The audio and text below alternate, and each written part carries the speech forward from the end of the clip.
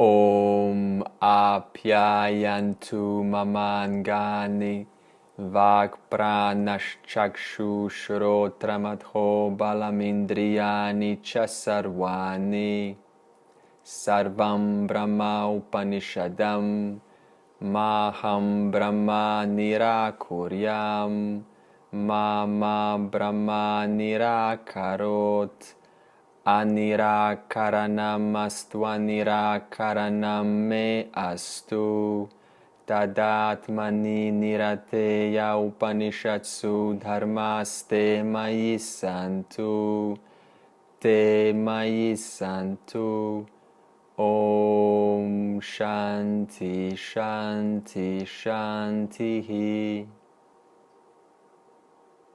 Chapter 5 of the Bhagavad Gita. We've finished chapter 3. You're wondering why is there no 4 in between? That's because we've tied it in with number 5. And there is a contrast between Karma Yoga and chapter 5, which is Karma Samyasa Yoga. That means yoga of renunciation.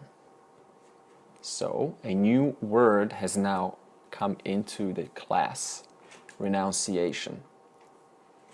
So let's ask a few questions to instigate a conversation about what is renunciation, what does it mean to renounce, what are we renouncing, are you a renunciate? How do you know if one is a renunciate? What is the difference between renunciation and action? That is Sankhya Yoga, which is renunciation, and Karma Yoga, which is action. How do we renounce? Should we renounce? When should we renounce? Should we renounce? And which path should I do? Karma Yoga, which is the path of action, or the path of renunciation? So let's clarify this confusion and put a very straight line as to what this whole renunciation is about. And why does chapter 5, Yoga of Renunciation, come after chapter 3? Why do we not have first renunciation and then Karma Yoga? That means there's a specific reason for this. And to answer that, we have to first go through a general review of Karma Yoga, which is chapter 3, what we've finished. Firstly, what we have to know is chapter 5, the Yoga of Renunciation, is a bridging between Karma Yoga and chapter 6, which is upcoming, meditation. So chapter 5 bridges those two.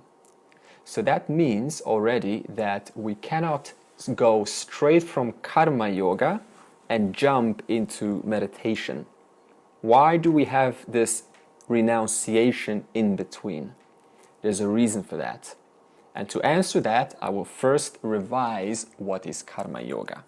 As we have discussed, Karma Yoga is for those who are still amidst the world, participating, achieving, doing, and are generally interested in getting what they want. That is the basis of all human behavior. I want what I want, and I do not want what I do not want. And the whole life can go on like this, between alternating like and dislike. Now, like and dislike is, as we said, belongs to the vasana, tendencies. They are a collection of all of our tendencies in our life that has been accumulated and dictates what we do and what we don't do, what we are attracted to and what we are repulsed by. Raga, dvesha, attractions, repulsions. This is the general basis that operates a worldly human who is subject to their raga and dvesha. So that means in karma yoga, we are not saying anything about renouncing, if you haven't noticed that. In karma yoga, we are saying this: continue life as you wish, with your likes and dislikes. The only difference is whatever comes back as a result of your actions, of your karma, give that back to Ishvara. Recognize that those results, which are a consequence of my action, were not up to me. Why? Because by the time I put out karma into Jagat, the world, into my environment, from that moment on, there were so many variables that affected that object which I've gotten involved with. Not only was their own family involved, but the circumstances, the weather, their emotional moods, their friends could have called them, so they could have postponed it and therefore not got it done. All of these circumstances, which are far beyond the faculty for a human mind to even conceive, are constantly in effect. So therefore, we have to come to this, we can see that there is no sense trying to expect exactly what I want as a human being, driven constantly by raga and dvesha. As we said, there's 4 options. Sometimes I get what I want, exactly what I want. Sometimes totally opposite to what I want. Sometimes less than I wanted. And sometimes way more than I wanted. So that means that we are constantly up against these 4 possibilities. And nobody in their life experience here can deny that whenever you put out an action in this world, it is subject to one of these 4 options. Sometimes I get more, sometimes I get less, sometimes I get totally opposite, and sometimes I get exactly what I wanted. That's your experience. It's common for everyone. So because of that, we have karma yoga. It is for those who are still excessively rajasic and tamasic. So the basis of karma yoga is for the worldly achievers. They have their certain accomplishments, certain passions in the world.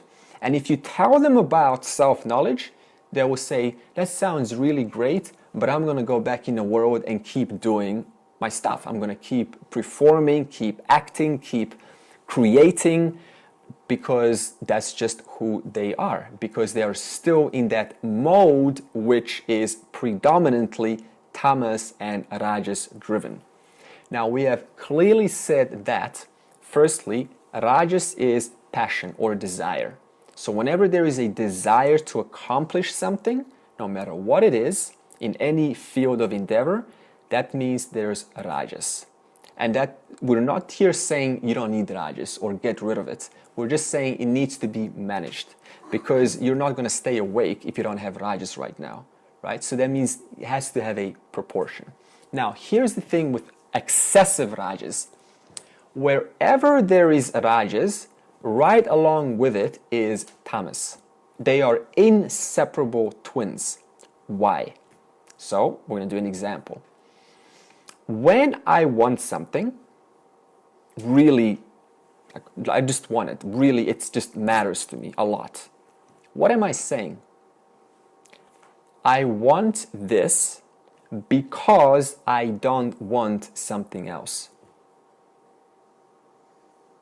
Think about this. When you want something, it means that I do not want the opposite of it. That means whenever there is a want, there is a silent unwant. That means wherever there's rajas, there is tamas. Tamas is what? fear. Wherever there is desire, simultaneously there is unspoken, unverbalized, uninquired, hidden fear, whether known or unknown, lurking somewhere, because of which gives the reason for that desire to be performed and then justified as, I just like what I like and I don't like what I don't like. And yet the mechanics are operating through rajas and tamas, working simultaneously together. The tamas feeds the rajas and the rajas reinforces the tamas. The fear causes me to desire not getting the fear, and when I desire it, why? So that I can stay away from that which I fear. So that means these two inseparable twins are what is covering this intellect, where self-knowledge or Atman is directly reflected, which we call reflected awareness. So if you see this yellow, it's predominantly yellow. That means in a karma yogi, a person who is a worldly person who is performing karma yoga, for them this is reverse. The yellow is red, and the second biggest proportion is the black, and the last proportion is the yellow.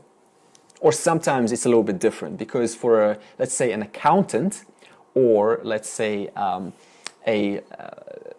engineer who needs a very clear mind, they can still have a lot of sattva, but it's still predominantly rajasic.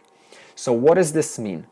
This means that as long as a person is involved in the world, pursuing things, we don't say there's anything wrong with that. We say go ahead, because you're not going to do anything other than what you're already doing. The pull towards worldly achievements, that is rajas, is too strong. So therefore we then prescribe this practice sadhana called karma yoga under the sadhana or the attitude that whatever I put out through my karma, my action, whatever I receive, I actually doesn't make sense to expect exactly what I want because of those variables that we've discussed.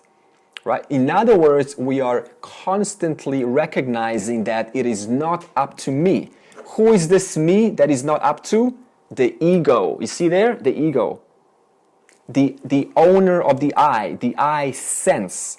So that means the purpose of karma yoga is to neutralize or subside or equalize the ego, which is constantly going do. And what do you do? Do you do to do, or do you do to enjoy? You do to enjoy. There is no other option. You don't do to do. And even if you say you do to do, right? Let's be skeptical now. You say, Andre, you're wrong. Well, okay, so absolutely. But, okay, let's say I do my job, but I don't like my job. So how am I enjoying my job if I don't like my job? Well, because there is an enjoyment of the future of that present action in the now. If I'm not going to enjoy it now, I'm definitely going to enjoy the fruits of that action in the future.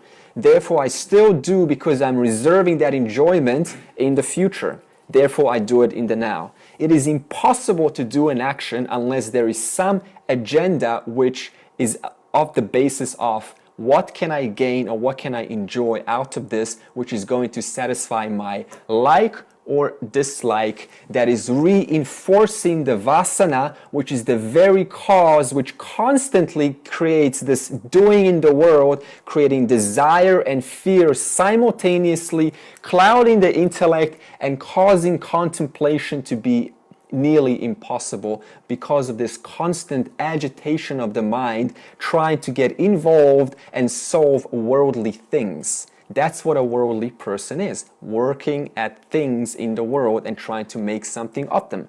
So, summary, karma yoga is for the worldly achiever. If you're that kind of person, you know who you are, I don't, then karma yoga is for you. We say that do as you wish, but offload the results of your actions to Ishvara, the cause. Now, what is a renunciate and what is the difference?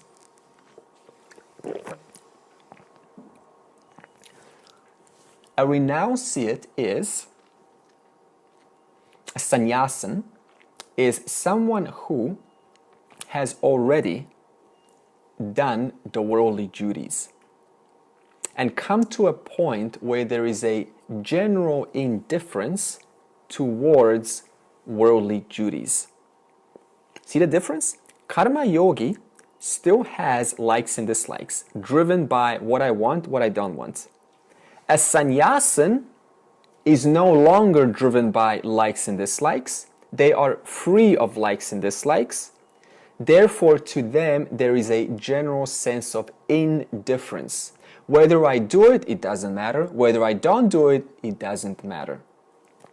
So now, how does one, quote, arrive to a sannyasin, if we can even ask that question? That means that if you look at karma yogi, is constantly doing in the world. Eventually what happens is a karma yogi comes to a point and recognizes ultimately the fruits of my actions provide nothing worthy of pursual. If you look at one's life and they're achieving constantly, eventually they come to a point, no matter how much they've done, that they're starting to recognize there is not much in action. No matter what I do, it doesn't really produce happiness. So therefore, then one starts to slowly and quietly move away even from their own likes and dislikes, recognizing that even likes and dislikes are not going to produce that everlasting happiness that every individual is inherently seeking. So that means they're slowly able to move away from worldly duties. Now, this does not mean physically spacing oneself away. This is very important, because when we think of a renunciate, we instantly imagine, or for some of us, that someone who renounces the world is someone who moves away from the family, from the job, from worldly activities, just sort of puts on an orange robe and lives on a minimal basis and entirely contemplates on just the scriptures. That attitude has to be looked at differently, because that is not what a sannyasin truly is.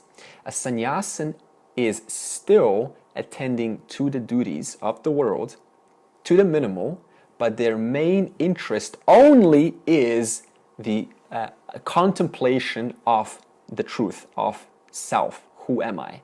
Discrimination of the self and the not self. Atman, Anatman. So see the difference? A karma yogi is still in the world, interested, exploring, traveling, making things happen, making money, married, children. Is still a normal person. But a sannyasin has gone through all of that, and it's not like we're saying a sannyasin is apathetic towards the world. We're just saying a sannyasin looks at all that and goes, that's fine, but it doesn't interest me. So that's the difference. And it's not, it doesn't interest me because there's nothing in the world. It's all just an illusion. We're not talking about it. It's just a general recognition that the world is just the world. It's 5 elements, and 5 elements are intelligently put together by Ishvara, and no matter what I get, it's still ultimately Ishvara. Therefore, a renunciate has one unique feature, if we want to call it that a karma yogi is still practicing. And that feature is a sannyasin has renounced the doership. Not the doer, but the doership. See, the doer is the ego, as I said. Because there needs to be, because how can you renounce the doer when the doer is the one who's doing the renouncing? Right? So the one who does is the ego. So that means it's impossible to renounce the doer, the ego, which is what we sometimes hear in the spiritual world. That is, the way to moksha is to eliminate the ego. You heard of that? To get rid of the ego. Now tell me this, how are you going to eliminate the ego when the ego, first of all, is the one who is doing the elimination? And second of all, what do we say about the ego? The doer, that means it's doing the elimination, and the enjoyer, that means enjoys the fruits of the doing. So that means if I eliminate the ego, I've eliminated the doer of the elimination, but now who's there left to enjoy the absence of the ego when I've eliminated the ego? See that? That means it's impossible to, that means no one's ever, quote, eliminated the ego, because it is that principle which owns the experience of me enjoying the fruits of my sadhana, whether it's karma yoga or renunciation. That means the ego is not our enemy. It is that principle which allows us to own the experience and enjoy the experience. To know that this is me and this is you. If you don't have that, good luck. Pop an LSD pill and see how you're going to get along in the world, right? It's impossible. It's just everything's one. You know, I don't know who's who. Is this me or you me? It doesn't work like that. So that means the ego serves a function to take ownership of the experience and therefore identify the jiva as the jiva apart from that jiva. Okay. So that means now that the sannyasin has come to a point which is entirely about one purpose: studying the scriptures, contemplating on the self. That's it. That's the only job of a sannyasin. That's what they've come to genuinely, authentically, and rationally through their ongoing experience of the world, recognizing there is not much in the world worth pursuing. Therefore, now I am going to live on a minimal, on a minimal sort of life, and entirely go inwards through the scriptural studies. Okay. So why am I saying this, and what is the point of this in practice? It is important to recognize where you are in life. See, some of us, when we hear karma yoga, right, and we don't resonate with that. And then here I'm saying karma yoga is about doing and, you know, enjoying and just offloading the results to Ishvara. And a person is listening to that and saying, well, I don't resonate with that. I'm not a doer. I'm a contemplator.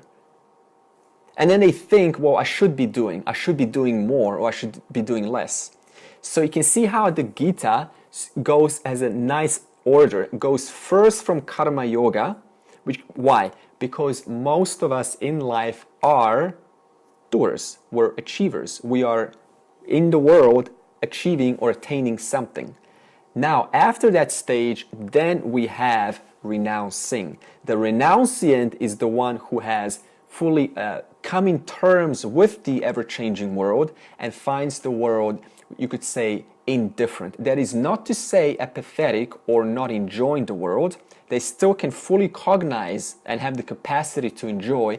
The only difference is within the sannyasi, there is a tranquil, quiet indifference, disinterest towards the world.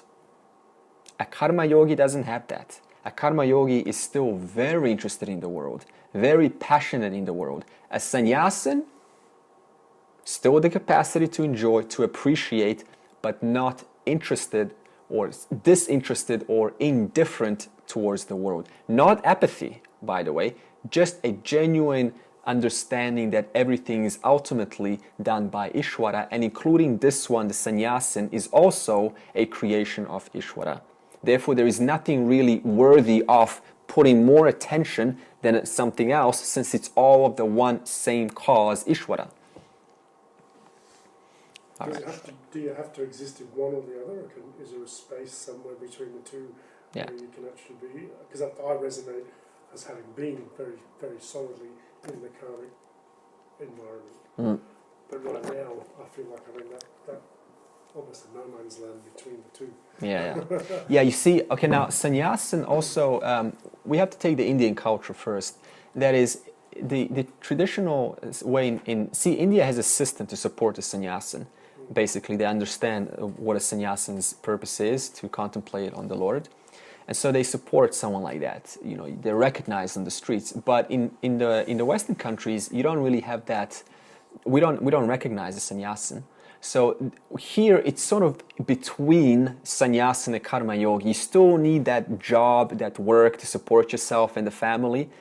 But in terms of sannyasin, that means all that you have is just that job, but you can still turn all your attention into the scriptures alone, right? So it's actually the same thing. It doesn't matter. Would you rather be on the streets depending on someone to feed you, like in India, Or would you just, find something that's worthy of a job and then still spend most of your time in contemplation of the scriptures? Yeah. Okay, we're also going to answer that question because now Arjuna is going to ask what's the difference and which one's better, obviously. All right. Now I'm going to read us something, and that's going to give us some comparison and clarity between these two paths. Okay, I'm going to start from here. Since society is duty-based, that's what we just discussed. Society is duty-based. That means society is working, especially today. A person should perform his or her duty until he or she is motivated by the desire for moksha. Okay, stop there. Don't go further. See what it says? That means what it's saying is a person is given karma yoga to act in the world, to pursue the world, and eventually through acting and pursuing, there comes a natural stage when one starts to get disinterested in the world, to continue acting and pursuing. So that's a natural progression. That means at that stage, one's desire for moksha increases. Before, it was kind of like half-half. I've got my girlfriend, boyfriends, I've got my job, I've got this, I've got that, I've got family, but I also like moksha. Now, it's just moksha. That's it. Every breath is just for moksha. That's a sannyasin.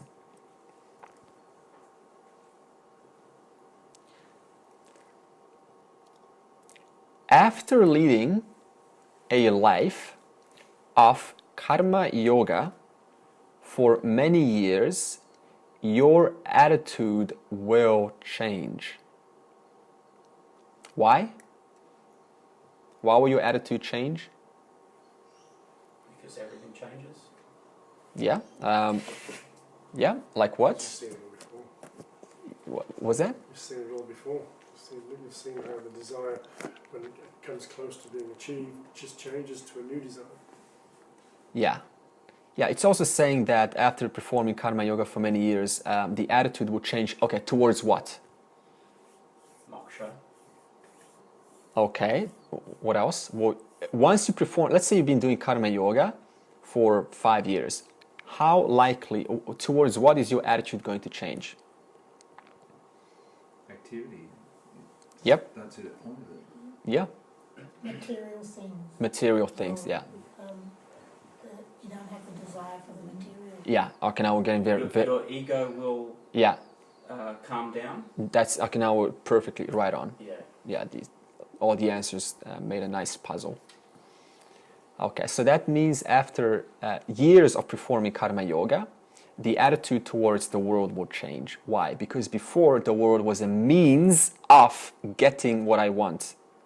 And now the world is a place of knowledge and contemplation. That means anything I get is worth contemplating about, because whatever I got is Ishvara. It causes my mind to constantly go inwards about the results of what I have gotten, so that I can contemplate what is my experience and my relationship to what I have gotten. That means that what changes is a mind that doesn't think to a very contemplative predisposition, to a very contemplative mind. That's the main change with karma yoga. Because the whole point of karma yoga is for the mind to go inwards versus outwards. That's what a worldly person is. They're constantly making the world happen, trying to make things work. A karma yogi is still getting that same privilege to make the world work. The only difference is they are even to the results of their actions. That means they are grateful for whatever comes back as a grace, a prasadaha of Ishvara, versus a profit for me. That means what changes is selfish behavior to selflessness. with Karma Yoga. We said that Karma Yoga is what deals with the ego, which is the doer, enjoyer, which loves to do in order to enjoy.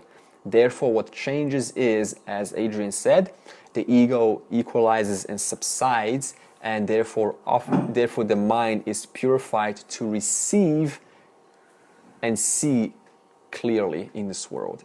Therefore, respond clearly in this world.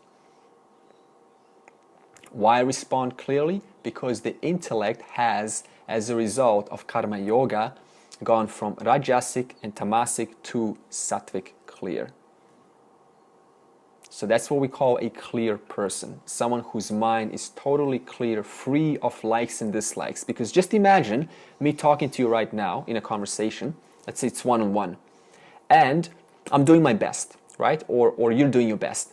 And one of us is busy thinking about something else. Now, when you're thinking about something else, what is that? Is that usually about something like being killed and eaten alive and all the worst stuff? Or is it something that you enjoy or you would prefer more than this current conversation? You see? So what invoked that thought for me not to be present with you? My own likes and dislikes were so strong that they stole my attention away from you. In other words, I ignored Ishvara. I ignored the expression of the divine for my own selfish engagement for something that I would rather prefer.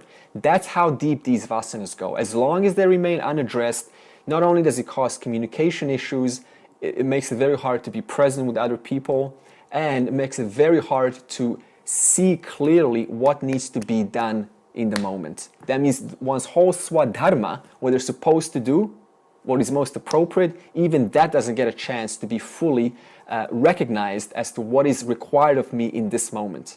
All because of the intellect being covered by Rajas and Tamas as a result of constantly wanting to accumulate needs and profit for myself. So the implications of Karma Yoga are huge.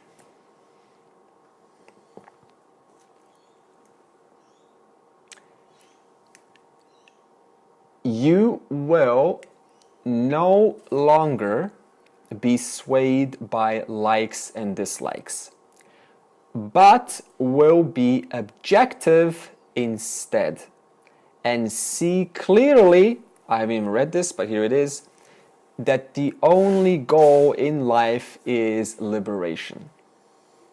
See clearly and objectively. What's the difference between subjective seeing and objective seeing? Someone please say. One's like taking an empirical view and the other's taking a personal view.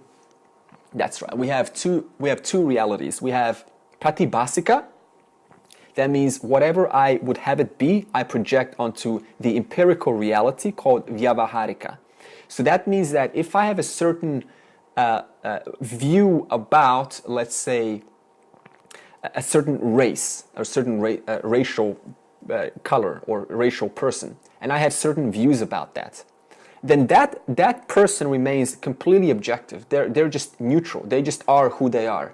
But my pratibhasika reality projects onto what's called the vyavaharika reality, and I make them my problem. I make them what is inherently mine. It doesn't belong to anyone else.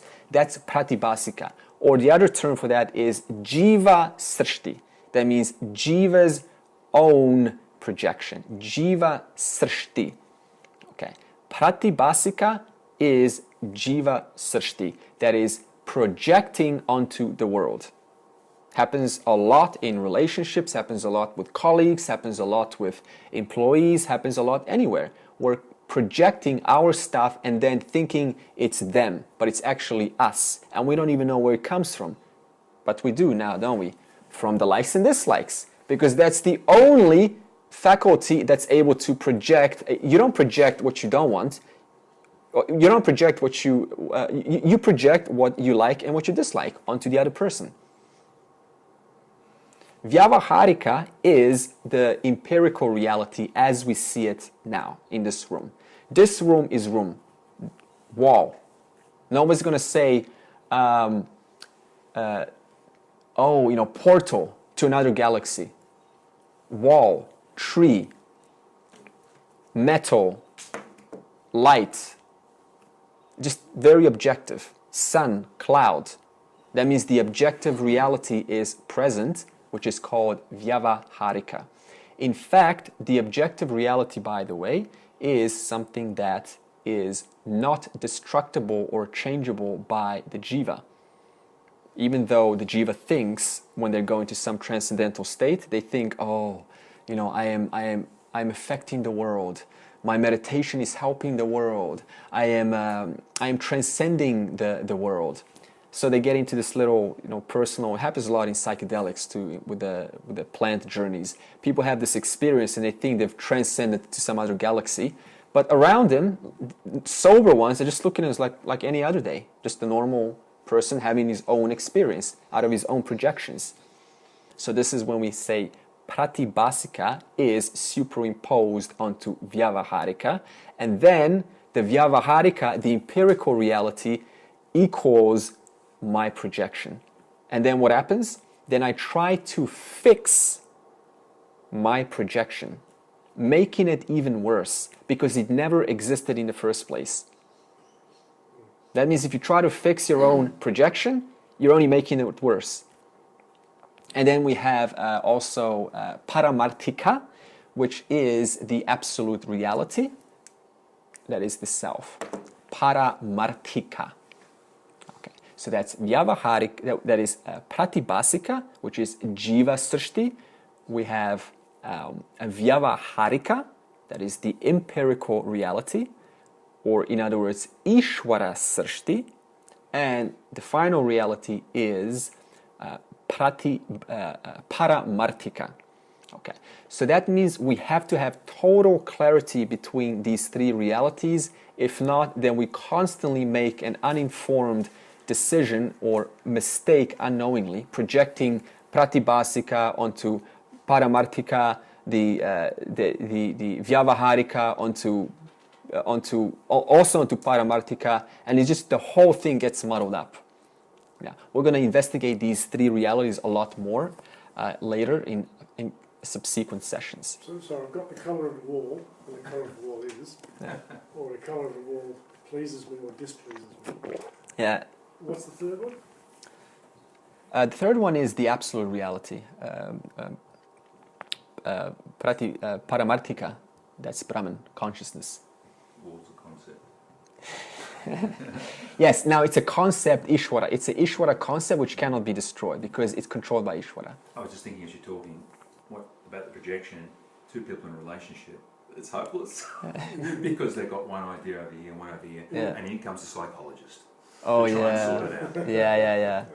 And really, it probably comes down to something even more basic, like, I don't know, power or something like that. Yeah, likes or Because dislikes. there is no, well, you know, one person might come closer to that other person's reality or projection and then move away from it and maybe settle it, and then it changes again. I mean, I'm not saying that this is definitive, this is the way all relationships are, but an inherent character of relationships must be. And I'm not talking personal relationships, I'm talking relations to each other, at work, you know, projection continuously.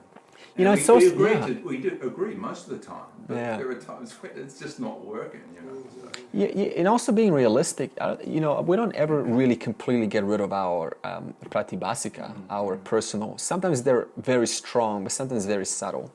Because there's still that hardwired pattern in the brain that is established, you know, since we were young. So it's not, you know, it's not suddenly go, oh, you know, I'm supposed to be totally clear, totally free of my projections. I mean, let's be realistic. Why would you want to be free of that if it doesn't belong to you in the first place? That belongs to Ishvara, your consciousness. So why change something which is you know, why are you trying to change something which is not you inherently? It might even be unsafe to do so in Ishvara, because if you're seeing someone walking down an alley and guys just project, you know, like beauty, and it's not working out, that is not the reality, it's a projection. It's actually going to save you in that circumstance where something's threatening. You know, It's interesting. Yeah, and also even sometimes, you know, it's you know, with that snake and rope example, where the rope is the vyavaharika in this case, the empirical reality. It's a rope. It's just a rope.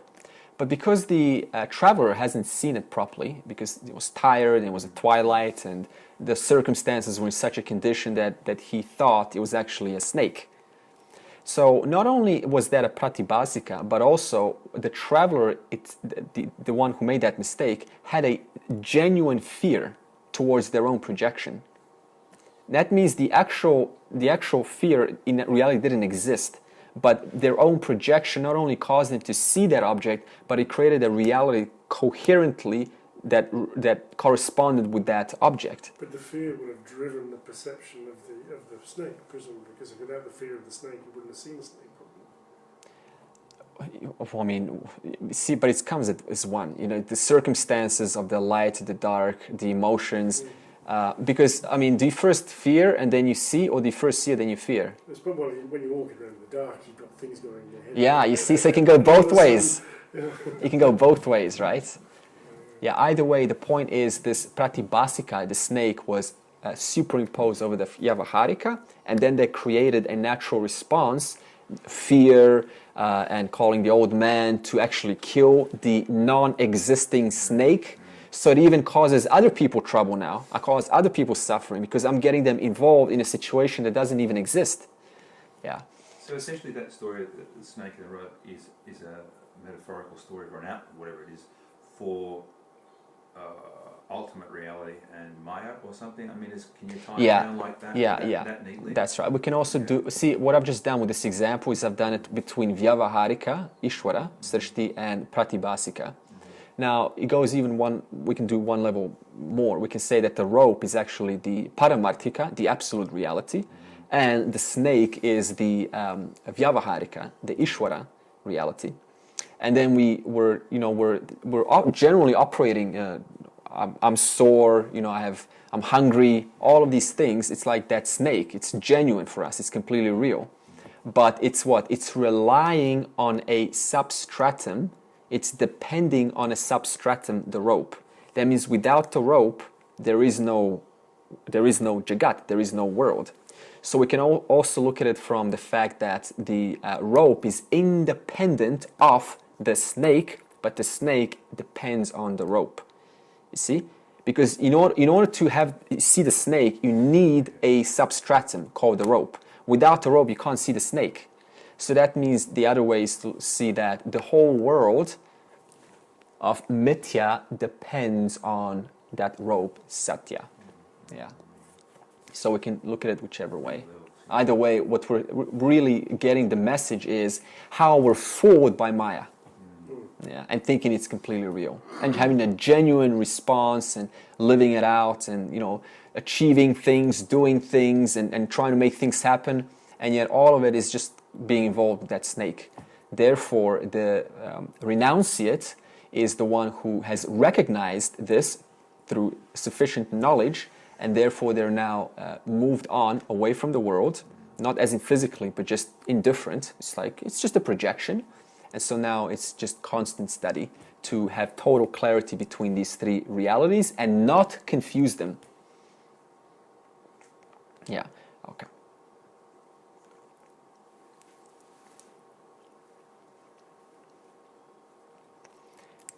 You will no longer be swayed by likes and dislikes, but will be objective instead and see clearly that the only goal in life is liberation. Then the state of the mind will be, I don't want anything in life or in the life hereafter. I don't long for security or pleasures. I am not interested in these. I do not seek them. So that's a thinking of a sannyasin who has come to recognize, as we just described, the superimposition, and that ultimately, even though it's wonderful, the world is wonderful, provides a lot of joys, and of course with it comes the sorrows, ultimately the sannyasin has come to a point that enough is enough. Like, that's fine. The world is the world, but I'm not interested in just ongoingly participating in this world, in achieving, where the results are ultimately not that. It's not a good deal, end of the day. when you have reached this level of understanding, a choice is given to you.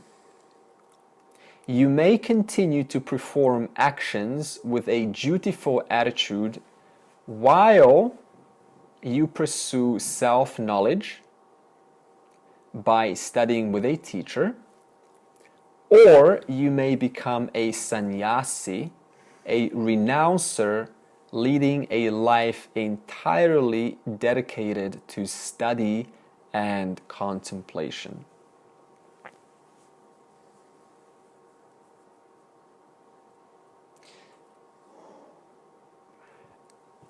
A sannyasi does not participate in the society. Okay. We're not saying this is the sannyasi doesn't physically. See, you got to look at the implied meaning here. It's not a direct meaning. The implied meaning is the sannyasi does not get involved in the society because of their likes and dislikes. So they don't get involved in society, even though they're still part of the society, because you can't be outside of society. He or she has no obligation to the family or the community and is not governed by anyone. A sannyasi's only obligation is to engage in study and reflection, to acknowledge the fact revealed by the Shruti that the self is limitless. Society supports such a person and treats him or her with reverence. Of course, now we're speaking Indian culture, as you can read. We're not going to find this in the West, America, Australia, Canada, yeah. No sadhu starves to death with the expectation that the society will support him or her. Any society will take care of a person who wants to lead the life of a monk and contemplative life dedicated to the pursuit of knowledge. Okay, I'll read that faster because it doesn't really apply to Westerners in our world. But the idea is that a sannyasin has, as I said, moved away from the constant pursuit of trying to attain, trying to do, trying to become somebody, trying to optimize their performance, be more effective, trying to establish their kind of brand in this world. All of these things, they just come to a point when you say, you know what, it's all wonderful, I can't continue, but honestly, I'm not that interested anymore. It's just that natural shift. All right, I'm going to finish this and then we'll continue with the Gita.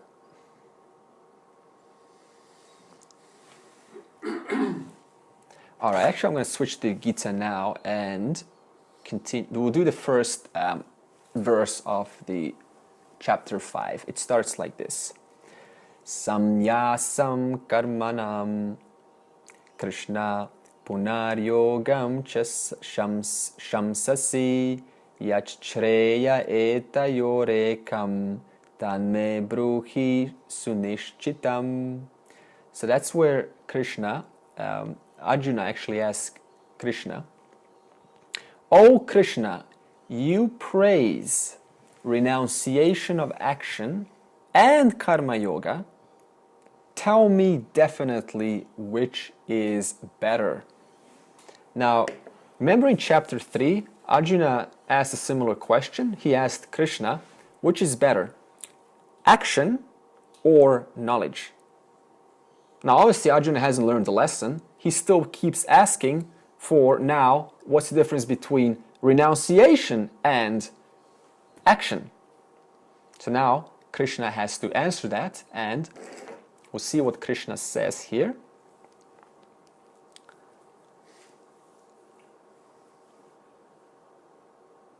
Okay. So, renunciation and action, this is the difference between them. Their roles, which is the important word, it's a role depending on the individual's personality or where they are in life. Arjuna's confusion is understandable, which one is better or which one should be done. But the Lord Krishna cannot tell him which of these lifestyles is better because they are not alternatives. Just as one cannot answer the question, shall I go to college or get the degree? Going to college is the means and the degree is the end. One is not better than the other. Similarly, Karma Yoga is a necessary preparation for the life of a renouncer, a life dedicated to the pursuit of knowledge. Since Lord Krishna cannot give Arjuna any clear-cut choice, his reply only seems to prolong the confusion, because Arjuna, like a worldly person, is looking for a black or white answer. Which one's better, this one or that one? But Krishna cannot answer that. That means even the Lord cannot help you. How's that for news? That means only you can help yourself by asking, where am I right now? Am I a doer? Am I, do I just want to do things all day long? If you are, then Karma Yoga is most likely for you. I actually don't know, because you could have some mixed feelings about that. If you're not interested in action, you got a simple life. That is, your life is just really about just some survival basics.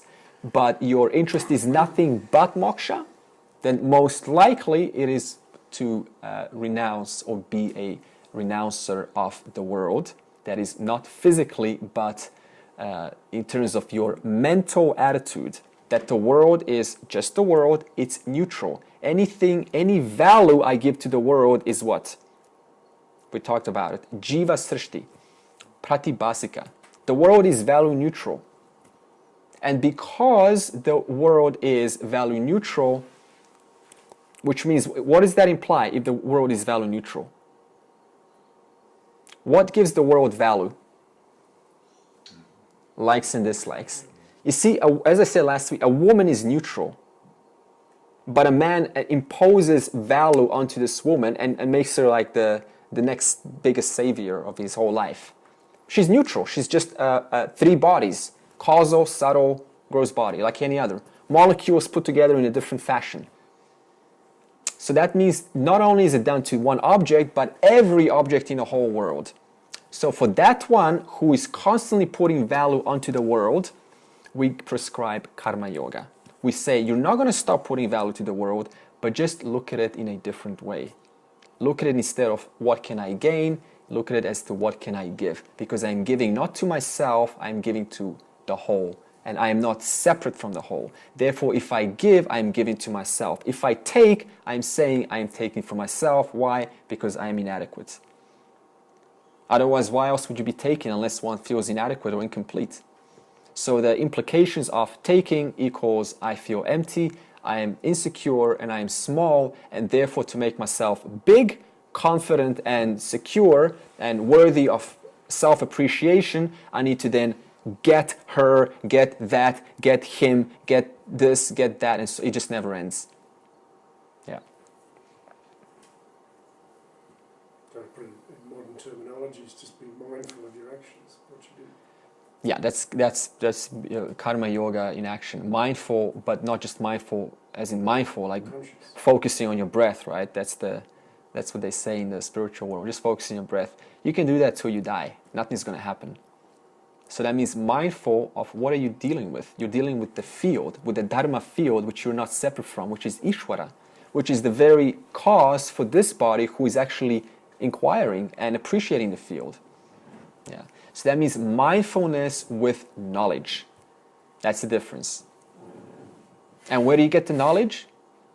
In class, you get educated, and then you can be mindful. Yeah. In the scriptures, that's where your knowledge comes from. That's why we say scriptures are crucial, they're vital. Otherwise, we're just performing Karma Yoga, offering results, but there's no depth there. So that's why you need Jnana Yoga, yeah, knowledge yoga, that's right. alongside coming up. To give you context. Even in bhakti, if I just keep on devotional, what am I being devoted to? I don't even know the symbolism. We have some people who are devoted to like Ganesh. But if you look at Ganesh, it's just amazing.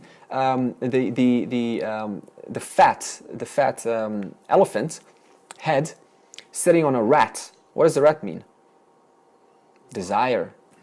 Desire. That means he's conquered desire. Holding a hand of fruits, sweets. What does that mean? The fruit of moksha. And it's got one trunk. Why one? Why not two? What does that imply? Yeah, why is one broken? Non-duality. One, not two, Advaita. And why is his nose pointed towards the right? Because no matter what I do, I always, symbolism, I choose the right way, the dharmic way instead of the adharmic way. And it's got a few more symbols there, but just... And a big belly? The big belly, what's the big belly about? Full, satisfied. Yeah, it's full. Like the Buddha, the full Buddha. You know, when you're satisfied, when you're full, hey, I love your offering, like, but sorry, I'm just not hungry. I just don't want anything because I'm full. I'm complete right now. And the lower half of his body is that of a young boy. Of a young boy, yeah. It says wisdom and innocence. There you go. This beautiful symbolism. So that means that these symbolisms are there to give us this, you know, this appreciation for these deities, of course. Yeah, and we can use them, as I said last week, you know, having a deity in karma yoga, something you can just infuses reverence, love for this symbolism, for this, makes you think of the self. Because in the world, if we're participating, right, things happen so quickly. But if we don't have something instantly to fall back on, we so easily get sucked into the continuity of the resolution of that mithya activity, into the argument or into solving the problem. So that means you need something instantly available to fall back on. That's what we mean, the importance of having a personal deity.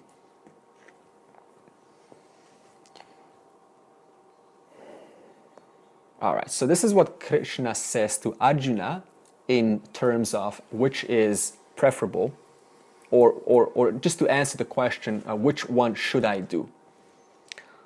Both sannyasa and karma yoga lead to liberation. Both. Of these two, however, karma yoga is better than the renunciation of action. Why is it better? It's better for several reasons. In the context of the Gita, Arjuna's confusion on the field was because of likes and dislikes. Because if you don't know what to do, just imagine you're Arjuna right now. You're faced by the Kauravas and your own side, the Pandavas, and you're in the center.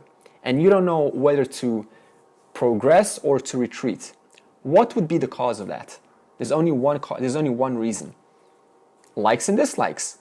Here's what I want to happen, here's what I don't want to happen. But I'm not sure if I'm capable of doing what I want to happen, or if I'm not sure, I fear of not getting what I want.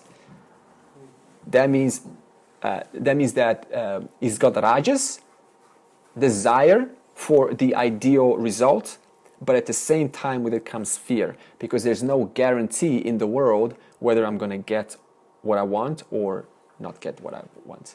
See? Tamas and Rajas, and this confused Arjuna's decision, and that's why he said on the field, should I, Krishna, now that you have given me yoga of action and yoga of renunciation, it sounds to me, not that I should, but it sounds to me that renouncing is a lot easier, right? Because it's a lot easier to renounce and just get away from there and go into the forest and retreat than actually deal with the situation. That's what was the temptation of Arjuna, because he thought, well, this is a much better way for me, which is another like driven by his rajas, and that could have sabotaged not only his own success, because let's say he did retreat, what would happen? It would just be guilt, totally. Even meditating or contemplating on the truth, it will be guilt. What if, what about my friends? They're all dead, there's no leader. And how could one even do their duty, that is to discover their nature, if they're still thinking about fulfillment of worldly duties, yet unfinished? That means there is no skipping in the world. Yeah. So, The Lord, Krishna, said, of these two, however, karma yoga is thus better than renunciation of action, in Arjuna's case. By this answer, Lord Krishna is not recommending karma yoga in preference to yoga of renunciation. He tries to make Arjuna see that there is no choice between these two. Rather, one adopts the life for which one is suited. What is achieved by sannyasa or renunciation can be equally achieved well by a life of action if one's attitude is right. That means both can lead to liberation with the right attitude. Why? Because that means that if I do karma yoga with the wrong attitude and I just keep on going, well, it's all Ishvara, I'm just going to give it away. I'm just going to give it, offload it to Ishvara. What's going to happen eventually is you're not going to move on, because everything's going to be fine. Well, it's just Ishvara's results is giving me back, so I have no reason to improve. I have no reason to contemplate. I have no reason to. I'm just giving, but I'm not inquiring. You see, so that means one has to move on. Yeah, we have a lot of karma yogis in this world actually, and they still die. Good people, good dharmic people, have done their duty, have supported their family, have done a lot of good stuff, but still ignorant. Why? Because the mental attitude was not corrected. It was stuck in that little role of I am the giver, I am the offerer. Similarly, for a sannyasin, we can have the same problem as we discussed, because the sannyasin can now say, well, this sounds chapter 5 like a really good idea. I'm just going to obtain for this one and not do anything anymore. I'm just going to not be interested in the world and not see friends and not see family and just contemplate on the scriptures. Sounds like a really good idea, so why not? But is that going to work? No. Why? Because it's fake. They're doing it on the basis of their likes and dislikes. So they haven't eliminated their likes and dislikes, and that like and dislike is still driving their decision making. So it's about the attitude.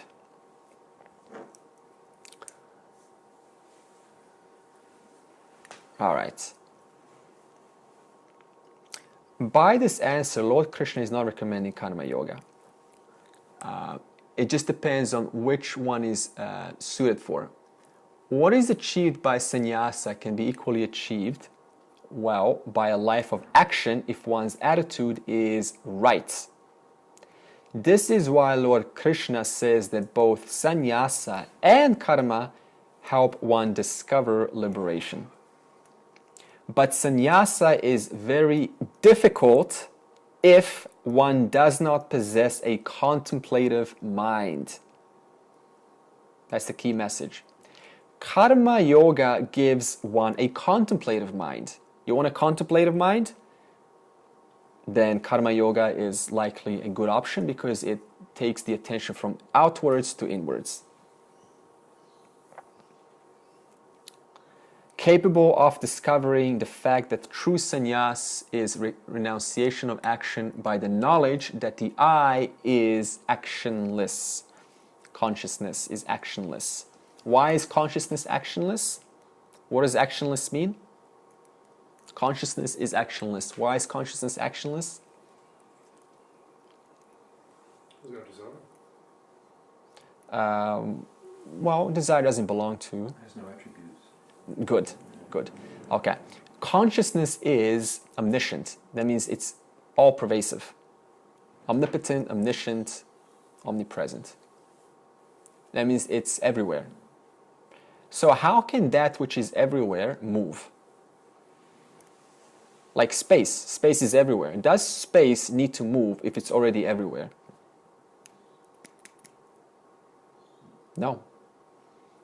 itself is like space, therefore we say. That means it's that which is actionless, attributeless, it doesn't move. Thus, I am actionless. So then we say, I am going to the shopping mall. No, you're not. Your body is going to the shopping mall. The I is already at the shopping mall because it's all pervasive.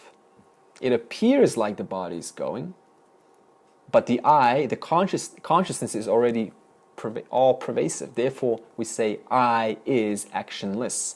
It doesn't do any action. Any action belongs to a different order of reality, mithya. The action happens to the, let's just assume this is a jumper now. The action happens to the jumper because the jumper moves, right? If I'm moving my, okay, we'll just stick with the shirt. If I'm moving my shirt right now, the shirt's moving, right? But what about the cotton? The cotton is all pervasive. Wherever there's movement, the cotton is already present. That means whatever form this takes on, whatever body, your thought is also another form, whatever form it undertakes, form meaning what? Mithya, that's exactly where there is what? Satya, consciousness. And that means that consciousness cannot move, because if it were to move, it couldn't, quote, track all of your moving changes. So it has to be still. It has to be ever present, non-moving, attributeless, in order for it to recognize the movements, the actions, the thinking, the non-thinking, the absence of thinking.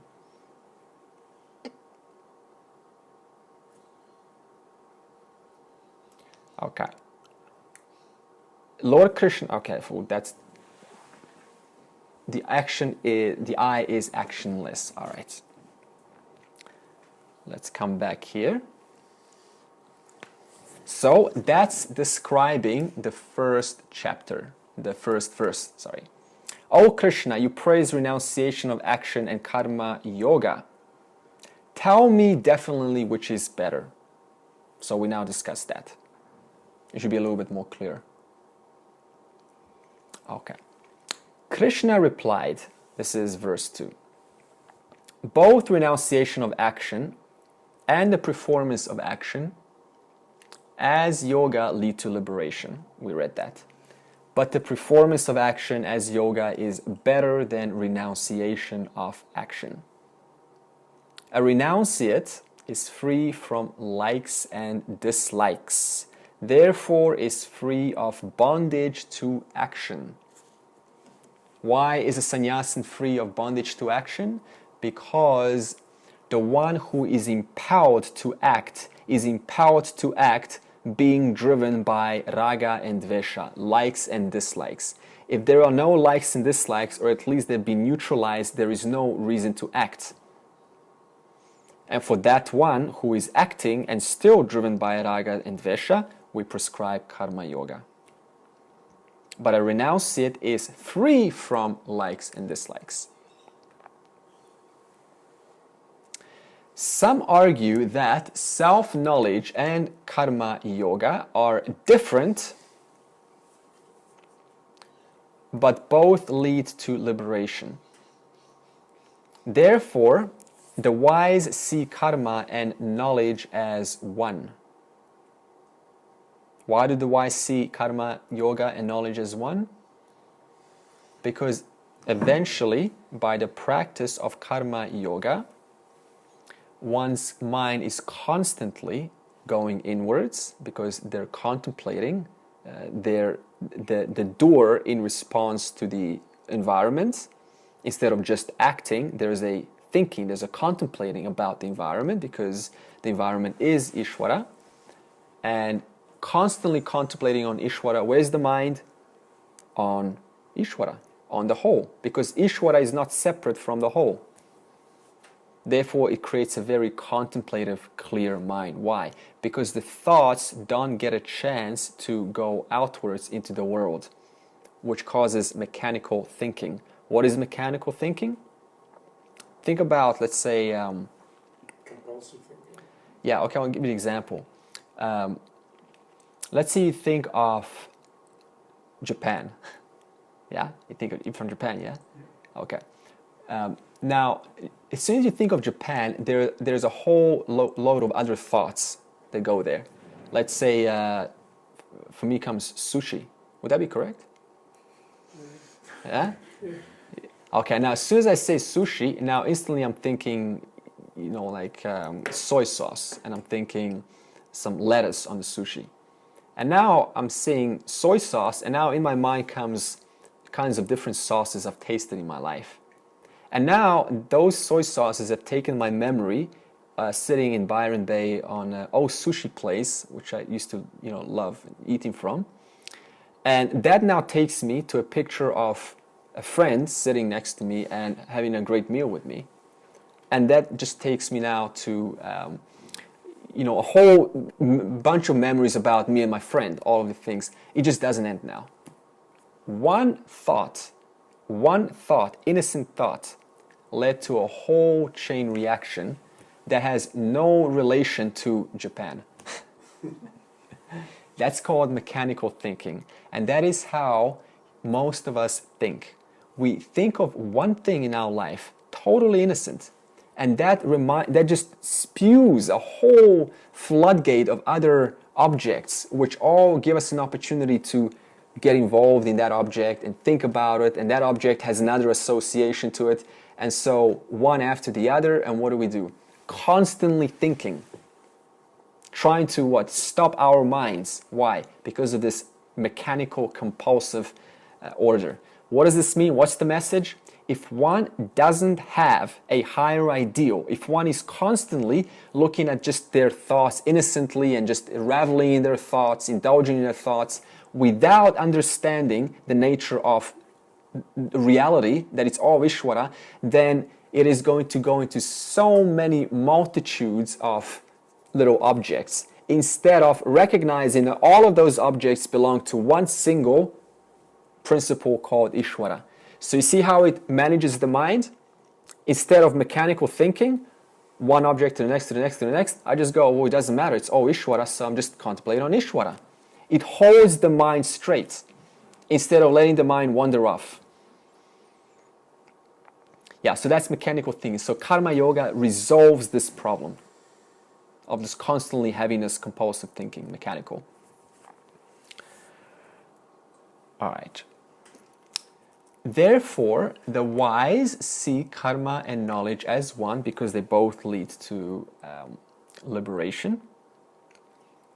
Renunciation of action is difficult without karma yoga.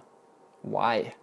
Why is renouncing action, which is chapter 5, renouncing, when we say action, we're not saying physical action, by the way, we're saying renouncing the sense of doership, that I am the doer.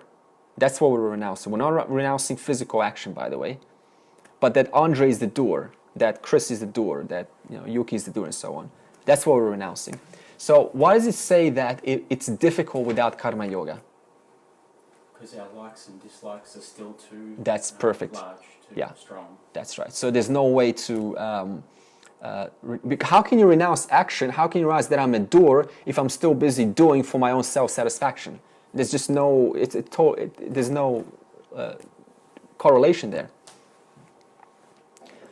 But if you are discriminating and committed to karma yoga, you will quickly realize your limitless nature with the right attitude, of course, with knowledge.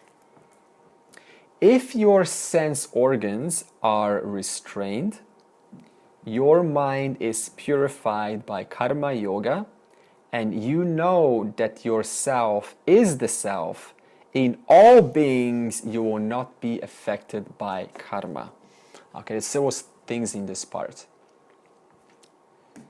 If your sense organs are restrained, how we're going to restrain our sense organs without making it feel fake? How we're going to restrain organs without having your attention running all over the place? Good, that's the first one. Having a higher ideal, having a higher vision that's constantly kept in check. That means all of these small objects, as I described, like Japan, sushi and so on, always redirected to one single thought that causes you to contemplate about Ishvara. The second way, one of the things that we can do is refusing to, for example, did you ever have a food in your kitchen, and when that food is out there on the outside, it's very hard to resist it. You have that experience? I know for me, I have a chocolate. The chocolate's gone in 10 minutes. Like, this is no point. Yeah. So that means that one of the other things is that to help us out by not having that to remind us constantly, that object, not putting it right in front of you, because then it's constantly causing you to contemplate about the object and not Ishvara, not yourself, not to contemplate. Yes, that is also, the chocolate is Ishvara. It's a very nice version of Ishvara, but it's just chocolate. That's the thing. We're particularizing our experience into just chocolate, instead of understanding all of it is from that one cause. You can play with yourself to actually achieve that too. Like with the chocolate example, I actually gave up chocolate altogether for the same reason. So I just didn't have it. That's right. But then I realised that I was actually doing battle with myself. I didn't want to do that either. So then I figured that I could get 85% dark chocolate. Oh, clever! You don't really have two. You can't have more than 2 pieces. You just don't want it anymore. Oh, I should do that too, man. I can't stand it. Yeah.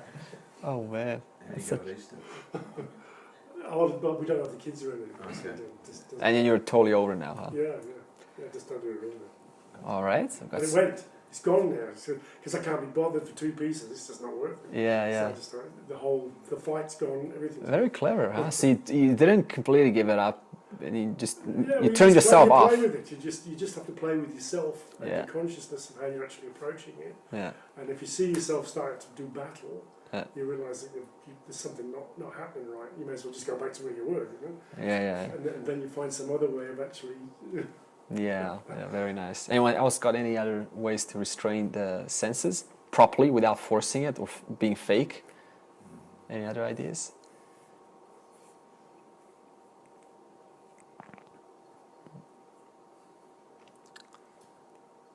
Meditation helps, calms the mind down. The more rajasic our minds are, the more we want to get things, the more the mind is agitated, the more it wants to satisfy itself in order to get rid of that, free itself from the agitation. Why do you do things to free yourself from the agitation of wanting that thing? Which is quite funny, when you make the statement, the only reason most of us have sex is to get rid of the desire to have sex. Because there's a desire to want to have sex. And when there's sex, we get rid of that desire to have sex, and then we feel free. And we go, wow, this is great. Free for how many? 5 minutes.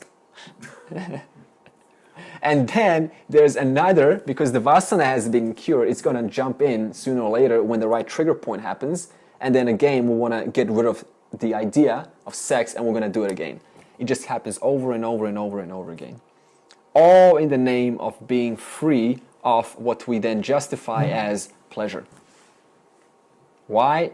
Because our nature, Sat Chit Ananda, existence, awareness, which is limitless. What does limitless mean? It is free. It is free of all attributes. Just like when a mosquito bites you, what do? You start scratching. Why? To temporarily relieve yourself from that desire to scratch or that bite, because you know it doesn't belong to you. Same thing with that limitless, with freedom. I know inherently I am free. And anything that is not in line with that freedom, I want to get rid of. How do I do that? By mistaking that the way to do that is to participate with it, to do it, to perform it. And it works very shortly though, until that vasana jumps in again. And then again, I'm looking for another way to get rid of and free myself from that vasana. And it works, but very shortly. And this goes on till the last breath. One very beautiful analogy is a man who is very passionate. He has, a very nice appetite for women, and eventually the energy is sapped through time, through the years. And he's like now 80 and 70, 80, and he hires a very young woman to just help him out. And now he wants to do her, but he can't because the equipment's not functioning. So that means the desire is still now flowing from the vasanas, and it is now what causing suffering, because I know I can no longer fulfill my desire because my equipment doesn't work. That means all of those years that the man has been enjoying himself have actually only created and come to that final point to create such a huge agitation and problem in the older age.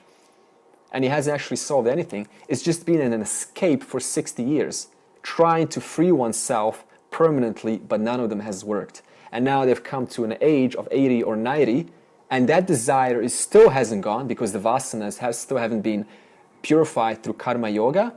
And now he does what? He starts imagining. And what is imagination? Tamas. What is tamas? An excuse not to do it in real life. Therefore, I have to imagine it to replicate the real life. That means when we fantasize, what is that? Tamas. Because tamas is what? Lethargy. It's tired. It's that kind of that gloomy, heavy energy. And what is rajas? Action, passion. And because I have no energy, I have no rajas as an old man, my only way to replicate that is by fantasizing. And what does the fantasizing do? Cloud the intellect even more. And as an 80-year-old man, good luck, God bless you, figuring out the truth, which requires a pure intellect to recognize the difference between these three realities, pratibhasika, vyavaharika, and paramarthika. You see, so there is no such thing here as doing this in your 60s, 70s, or 80s. The earlier, the better. That's the message. We'll finish this off. But if you are discriminating and committed to karma yoga, you will quickly realize your limitless nature. If your sense organs are restrained, we talked about some ideas, your mind is purified by karma yoga, and you know that yourself is the self in all beings, you will not be affected by karma. Yourself, is the self in all beings. This is the final part of the equation that we have to resolve. And that is, a lot of us think that the awareness that I have about my experience, that we call it my awareness. Like, for example, we're now all aware of this pen, yeah? Now, that awareness is, I'm also aware of this pen, by the way. Now, that awareness is what we call Atman. Why not Brahman? Because Atman is when pure consciousness, Brahman, is shining through the Pancha Kosha, the 5 sheets. Anandamaya Kosha, Annamaya Kosha, your physical body. It's shining through your Pranamaya Kosha. It's shining through your Manomaya Kosha. Your mind is shining through your intellect, your Vijnanamaya Kosha, and it's shining through the causal body, Vijnanamaya Kosha. Or it's shining through the 3 bodies, that is the causal, subtle, and the gross. So that means that when consciousness is shining through these 3 bodies, which we call jiva, then pure consciousness apparently or seemingly seems to be entwined or intimately connected with these 3 bodies or the Panchakosha. Therefore, we then say that it is my awareness. Why do we say that? Because the original awareness, and there's only one original consciousness, Brahman, is shining through, let's say, 10, 20, 30, 40, 7 billion different bodies. And all of those 7 billion different bodies have their own unique experience because it's a unique subtle body, unique intellect, unique mind. And so they all look at this pen and go, well, I am aware of this pen. Therefore, my awareness is different from your awareness, which is understandable because consciousness, pure awareness, Brahman, is shining always.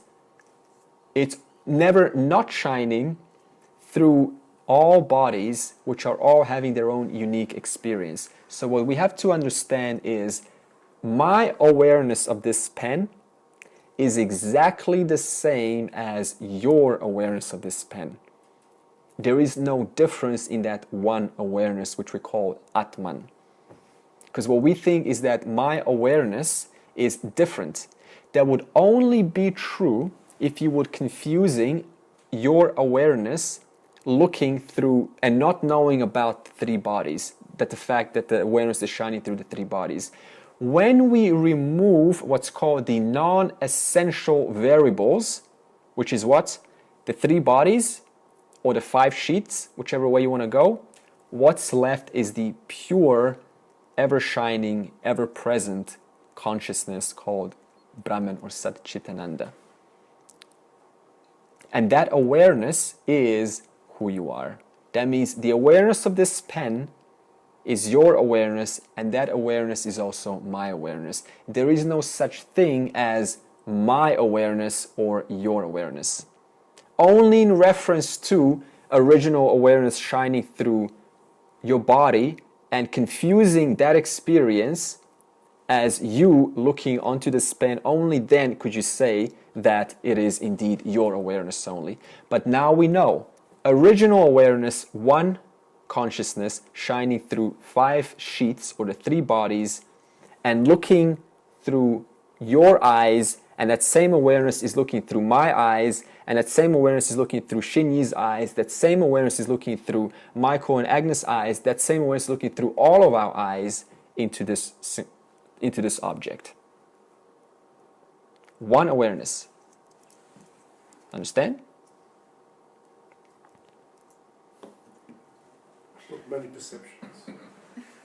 One awareness, but many perceptions. Because you're looking at it from one angle. That's right. We're looking at it from a different angle, so we're seeing a different pen. That's right. I'm looking, so that one awareness is looking at it through Andre's body. That one awareness is looking at it through Chris's body.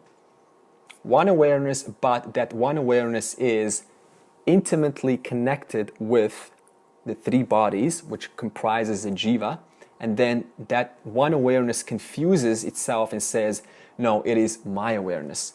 But that my is referring to the 3 bodies, not original awareness. It's the awareness coming through the perception of the organs, which is the eyes in this case. And because they're coming from different positions, that's where the body confuses the awareness with the perception. Would that be? That's right. See, this is where we're now speaking of knowing the difference between what is always non-changing and what is changing. Yeah. So, for example, one way to demonstrate this is if, let's say, I'm gonna just wave my hand like that, and then you've seen the hand go across. Okay. Now you certainly know about the moment before the hand was waved. You know about that moment. And you existed in that moment, did you not? Yeah. You certainly know about the fact that the hand, went over. You existed in that moment, did you not? And you certainly know when the hand came down. And you still exist, do you not? Yeah. So that means that the hand is, in this case, a metaphor for the ever-changing, which is inclusive of your perception. Because what you're perceiving now, you're not perceiving now. You see? But you still exist, do you not? That means your perception is constantly changing from here to here to here to here. Different words are being perceived, different experiences, different feelings in the body, different confusions, different hesitations, different skepticisms, and yet you never cease to exist, despite the ever-changing perceptions of Jagat, the world. And yet you never cease to exist. That's why we say Satchitananda is that which is permanent. And you can prove it in your own experience by the recognition that no matter what words I say, you still exist throughout every single moment of your experience. That existence is Satchitananda. It is so obvious. It's just pure existence. Your existence. Do you exist? Say yes. That's it. Satchitananda. There's no need to complicate it. Or no need to say, I don't understand. Because even if you say, I don't understand, how do you know that you don't understand? Because you exist. It's that simple.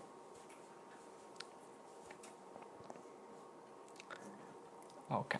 We'll continue from next week, finish this off, and then we get slowly into the self, not being the doer, and a little bit more details. Why is the self not the doer? And self-realized person. Okay, remember guys, we're still in part 1. This is still Jiva. This course is still now all about the person, the Jiva. Part 2 is when it gets really interesting, is all about the self. Then it's going to be stepped up a notch, because then I can provide some details about consciousness and a lot of juicy stuff that we all want to hear. But part 1 is just very simple. It says Jiva, ordinary person, how to live, how to manage oneself in the world, how to be a normal human being, how to be a sane person. Yeah. Part 2, so that means we're on 11, we're on what, 9, 10 now? Part 2, which is the self, starts at session 22. We're only in session 10. Just to give you an idea how, where this course is.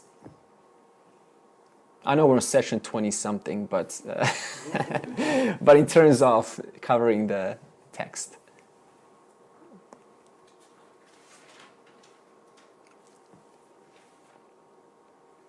Sarve bhavantu sukhinaha, sarve santu niramaya, sarve bhadrani pashyantu, ma kaschid dukkhabhag bhavet.